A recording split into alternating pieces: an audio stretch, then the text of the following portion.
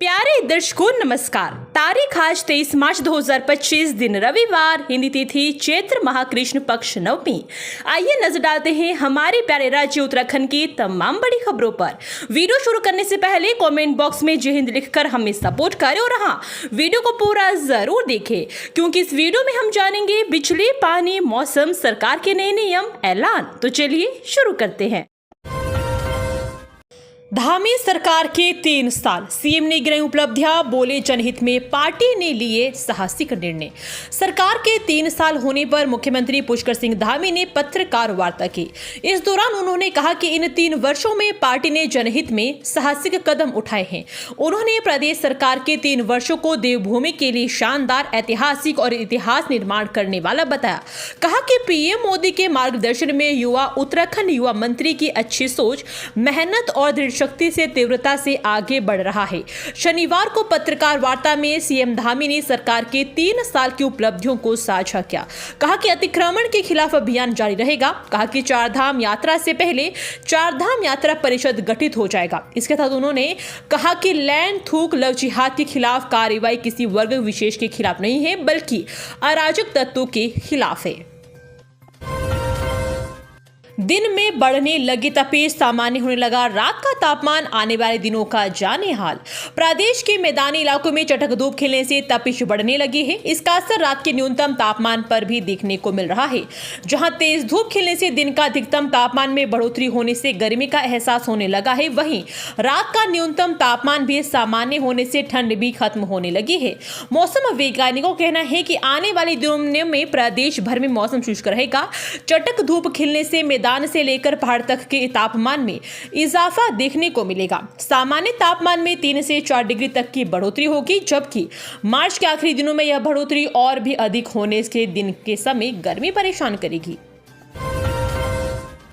प्रदेश के शिक्षकों को मिलेगा शैलेश मटियानी पुरस्कार, शासन ने जारी की सूची।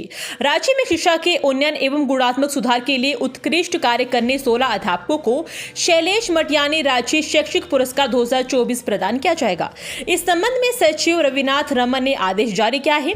इसमें doctor Yatendra Prasad Gaur, junior high school Laldhang Dugadda, Rasma Shah राजकीय प्राथमिक विद्यालय मरोड़ा गैरसैंण चमोली, मुरारी लाल राणा राजकीय आदर्श प्राथमिक विद्यालय बढ़ेती, ठाट सिंह राष्ट्रीय उच्चतर प्राथमिक विद्यालय झबरेड़ी कला हरिद्वार, रजनी ममगाई राजकीय प्राथमिक विद्यालय मुनि की रेती है। अल्मोड़ा हल्द्वानी एनएच पर 11 अप्रैल तक रात 11 से सुबह 6 बजे तक नहीं चलेंगे वाहन, यात्री परेशान। अल्मोड़ा हल्द्वानी एनएच पर रात के समय वाहनों की आवाजाही पर प्रतिबंध अब 11 अप्रैल तक रहेगा। शुक्रवार को डीएम आलोक कुमार पांडे ने आदेश जारी किया है। रात के समय खतरे को देखते हुए आवाजाही पर प्रतिबंध को बढ़ाया गया है। कवारव पुल के पास एनएच पर 200 मीटर के हिस्से में मलबा और बोल्डर गिरने से खतरा बना है। इसके चलते रात 11 बजे से सुबह 6 बजे तक आवाजाही पर प्रतिबंध लगाया गया है। अब एम्स परिसर में जाने के लिए तीमारदारों को बनवाना होगा पास, नई व्यवस्था की जा रही है लागू। एम्स में भर्ती रोगियों के तीमारदारों को अब पास जारी किए जाएंगे। इसके लिए संस्थान के सुरक्षा विभाग की ओर से तीमारदारों को निर्धारित शुल्क पर पास जारी किए जाएंगे। एम्स प्रशासन जल्द इस व्यवस्था को लागू करने जा रहा है। अखिल भारतीय आयुर्विज्ञान संस्थान में मरीजों के तीमारदारों के लिए पास व्यवस्था लागू करने की तैयारी चल रही है। इसके लिए तीमारदार को निर्धारित सिक्योरिटी राशि 100 रुपए जमा करनी होगी। एम्स प्रशासन का कहना है कि रोगी को अस्पताल में डिस्चार्ज करते समय सिक्योरिटी राशि लौटा दी जाएगी। पीएम सूर्य घर योजना की सब्सिडी के लिए भटक रहे 8,000 लाभार्थी, विशेष बजट के इंतजाम में जुटा विभाग। पीएम सूर्य घर योजना से घर के छतों पर सोलर प्रोजेक्ट लगवाने वाले 8,000 से अधिक लाभार्थियों की राज्य की सब्सिडी अटक गई है। पिछले करीब 6 माह से लोग भटक रहे हैं। ऊर्जा विभाग अब विशेष बजट का इंतजाम करने में जुटा है। पीएम सूर्य घर के तहत 3 किलोवाट तक के सोलर सिस्टम घर की छतों पर लगाकर मुफ्त बिजली की योजना चल रही है। प्रदेश में इस योजना को लेकर लोगों के उत्साह के चलते ही पिछले दिनों यूपी सेल को केंद्र सरकार ने विशेष पुरस्कार से भी नवाजा था। अब तक 47,604 लोगों ने इस योजना के लिए आवेदन किया है, जिनमें से 19,375 घरों पर प्रोजेक्ट इंस्टॉल किए जा चुके हैं। 17,485 का इंस्पेक्शन अप्रूव हो चुका है, 295 का रिजेक्ट हो गया है, 1595 का इंस्पेक्शन लंबित है। योजना के तहत केंद्र व राज्य सरकार अलग अलग सब्सिडी भी देती है। पुलिस कांस्टेबल भर्ती। उत्तराखंड अधीनस्थ सेवा चयन आयोग ने देहरादून के युवाओं को दिया आखिरी मौका। प्रदेश में चल रही पुलिस कांस्टेबल भर्ती के बीच उत्तराखंड अधीनस्थ सेवा चयन आयोग ने देहरादून के उन अभ्यर्थियों को आखिरी मौका दिया है जो किसी विशेष कारण से शारीरिक दक्षता परीक्षा में शामिल नहीं हो पाए। आयोग के सचिव सुरेंद्र सिंह रावत ने बताया कि कुछ अभ्यर्थी बीमारी, दुर्घटना आदि कारणों से नियत तिथि पर शारीरिक दक्षता परीक्षा में शामिल नहीं हो पाए थे। उनमें से अनुक्रमांक 13-01-65-001 से 13-01-653-500 तक के अभ्यर्थी SDRF वाहिनी जोलीघाट में 24 मार्च को परीक्षा दे सकते हैं। इसी केंद्र पर 25 मार्च को अनुक्रमांक 13-01-653-501 से 13-01-657-000 तक के अभ्यर्थी शारीरिक दक्षता परीक्षा दे सकेंगे। धामी सरकार के 3 वर्ष पूरे, कांग्रेस ने किया सरकार का पुतला दहन, कहा जश्न नहीं पश्चाताप करे सरकार। उत्तराखंड में भाजपा सरकार के 3 वर्ष पूरे होने पर जहां सरकार प्रदेश भर में जश्न मनाने के लिए अपनी उपलब्धियां बड़े पैमाने पर गिनाने की तैयारी में है, वहीं अब कांग्रेस ने डबल इंजन की सरकार के दूसरे कार्यकाल के 3 वर्ष पूरे होने पर सरकार की नीतियों पर हमला बोल दिया है। बता दें कि कांग्रेस ने सरकार का पुतला दहन किया है। कांग्रेस कार्यकर्ताओं ने शनिवार को भाजपा सरकार पर जमकर हमला बोलते हुए कांग्रेस पार्टी कार्यालय नई टिहरी से हनुमान चौक तक शव यात्रा निकालते हुए प्रदर्शन किया। कांग्रेसियों ने हनुमान चौक पर भाजपा सरकार के खिलाफ जमकर नारेबाजी करते हुए पुतला आग के हवाले किया। वहीं प्रतापनगर के विधायक विक्रम सिंह नेगी ने कहा कि भाजपा सरकार ने 3 साल में उत्तराखंड की जो बुरे हाल की, इसके लिए सरकार को जश्न नहीं मनाना चाहिए। कहा कि सरकार को पश्चाताप करना चाहिए। विधायक ने धामी सरकार की आलोचना करते हुए कहा कि बीजेपी ने उत्तराखंड में भ्रष्टाचार के झंडे गाड़ दिए हैं। कहा कि चाहे उद्यान का घोटाला हो, चाहे भू कानून हो, चाहे यूसीसी हो या महिला अपराध हो, सब में कीर्तिमान स्थापित किया है। प्रदेश के सभी आंगनबाड़ी मई तक होंगे हाईटेक। अगले महीने स्मार्टफोन के साथ ही मिलेगा प्रशिक्षण।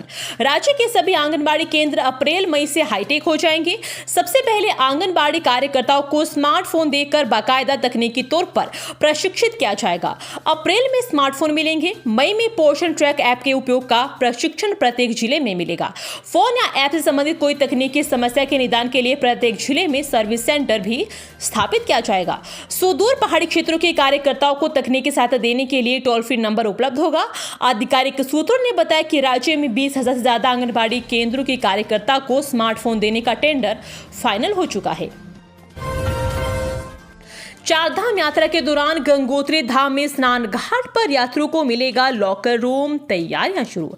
आगामी चारधाम यात्रा के दौरान स्नान घाटों पर गंगा पुरोहित सभा की ओर यात्रियों को सामान आदि रखने के लिए लॉकर रूम की सुविधा उपलब्ध होगी। इसके साथ ही धाम सहित यात्रा पड़ावों पर व्यापारियों और होटल व्यवसायियों ने अपनी तैयारी भी शुरू कर दी है। वहीं गंगोत्री धाम में 2 से 3 दुकानें खुल गई है। आगामी 30 अप्रैल को गंगोत्री और यमुनोत्री धाम के कपाट खुलने के साथ ही चारधाम यात्रा का आगाज हो जाएगा। इसको लेकर गंगोत्री धाम सहित यात्रा पड़ावों पर तैयारियां शुरू हो गई है। धाम में 2 से 3 दुकानें खुल गई है। वहीं होटलों में मरम्मतीकरण का कार्य भी शुरू हो गया है। गंगोत्री धाम में पहली बार स्नान घाट पर यात्रियों को लॉकर रूम की सुविधा भी उपलब्ध होगी। देहरादून की मशहूर एलोरा बेकरी में लगी भीषण आग, मौके पर पहुंची फायर ब्रिगेड की 4 गाड़ियां। उत्तराखंड के देहरादून के राजपुर रोड पर स्थित मशहूर एलोरा बेकरी में भीषण आग लगने की खबर सामने आई है। इस घटना की सूचना मिलते ही फायर ब्रिगेड की 4 गाड़ियां मौके पर पहुंची। फिलहाल किसी के भी हताहत होने की सूचना नहीं है। प्राप्त सूचना के मुताबिक देहरादून के राजपुर रोड पर एसले हॉल के पास एलोरा बेकरी में आग लग गई। इस घटना की सूचना मिलते ही दमकल की 4 गाड़ियां आग बुझाने पहुंची। घंटों की मशक्कत के बाद आग पर काबू पाया गया। बताया गया कि अंधेरा होने के कारण दमकल कर्मियों को आग बुझाने में थोड़ी परेशानी का सामना करना पड़ा। गहरी खाई में पड़ी क्षतिग्रस्त कार में मिला दिल्ली के पर्यटक का सड़ा गला शव, 5 दिन से था लापता। उत्तराखंड के पौड़ी गढ़वाल जनपद की यमकेश्वर में घूमने आए दिल्ली के एक पर्यटक का शव 5 दिन बाद गहरी खाई में पड़ी एक क्षतिग्रस्त कार में मिला। पौड़ी के लक्ष्मण झूला पुलिस थाने के प्रभारी निरीक्षक संतोष पैंथवाल ने बताया कि 14 माह से लापता विनायक बाली 26 वर्षीय का शव काफी सड़ी गली हालत में बरामद हुआ। प्रभारी निरीक्षक संतोष पैंथवाल ने उसकी जानकारी दी है कि 15 मार्च को दिल्ली के केशवपुरम की रहने वाली तिक्षिका नवल ने लक्ष्मण झूला थाने में विनायक की गुमशुदगी की रिपोर्ट दर्ज कराई थी। अपनी तहरीर में नवल ने बताया था कि दिल्ली में पश्चिम बिहार में रहने वाले विनायक 13 मार्च को अपने मित्रों के साथ यमकेश्वर घूमने आया था और गट्टू घाट में एक रिजोर्ट में ठहरा था। तहरीर में बताया गया कि 14 मार्च को तड़के 4 बजे विनायक बिना बताए कहीं चला गया, जिसके बाद से उसका पता नहीं चल रहा है। दोस्तों ने बताया कि उसका फोन भी बंद आ रहा है। पैंथवाल ने बताया कि रिपोर्ट दर्ज करने के बाद पुलिस ने नीलकंठ क्षेत्र सहित आसपास के इलाकों में विनायक की तलाश की, लेकिन उसके कार और उसका कहीं पता नहीं चल सका। सेल्फी लेने के लिए खतरे में डाल दी जिंदगी, पैर फिसलने से 2 युवक नहर में गिरे, 1 लापता। चिला शक्ति नहर किनारे सेल्फी लेते समय पैर फिसलने से 2 युवक नहर में गिर गए और डूबने लगे। वहां मौजूद लोगों ने एक युवक को बचा लिया, जबकि एक नहर में लापता हो गया। एसडीआरएफ सर्च अभियान भी चला रही है। दिल्ली से 5 युवक घूमने के लिए ऋषिकेश पहुंचे थे। शुक्रवार सुबह कोड़िया पुल के समीप नाश्ता आदि करने के लिए रुके थे। इस दौरान 2 युवक अखिलेश पुत्र शत्रुघ्न निवासी सेक्टर 24 गली नंबर 8 गुरुग्राम व मयंक सिंह गहलावत शक्ति नहर किनारे घूमने चले गए। यहां सेल्फी लेने के दौरान पैर फिसलने से दोनों नहर में डूब गए। ये थी आज की फटाफट खबरें। हम मिलेंगे अगले बुलेटिन में, तब तक के लिए धन्यवाद। जय हिंद।